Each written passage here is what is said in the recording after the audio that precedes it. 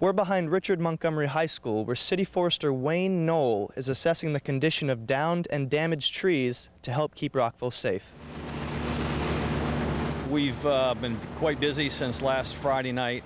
Obviously, we had crews in here starting at 1 in the morning, I guess Saturday morning, and we've pretty much been working long days.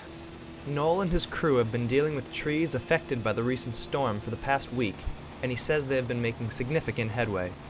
We've been getting broken and the hazardous trees removed, broken and hazardous limbs removed, and I'd say we're probably 75% of the way along. As the cleanup process continues, Noll advises residents to speak up if they still see affected or threatening looking foliage. If you're worried about trees that have been damaged in the storm, that are city trees, go ahead and also call those in so that we can, after we get the debris cleanup finished, we can go out and inspect those trees and prioritize pruning or removal of those trees as well. It would be a good idea if you have tree damage on your property, or even if you might not know you have tree damage on your property, it would be a good idea to hire a certified arborist to come and inspect your trees, just to look, even if you don't think you have any damage. If you have large trees on your property, I would have them inspected, make sure there's no cracks or broken branches or other structural defects in those trees that you might not notice for the untrained eye. Especially after a storm event, you really do want to get someone in there to take a look.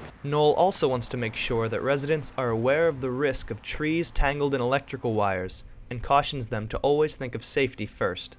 You should not do anything with the trees if there are wires down or a broken branch that's leaning into the wires. Don't touch it. Assume that wire is energized and assume that branch is energized. If it's touching the wire, that branch could also be energized. So be very, very safe. For Rockville 11, I'm Antonio Barbera.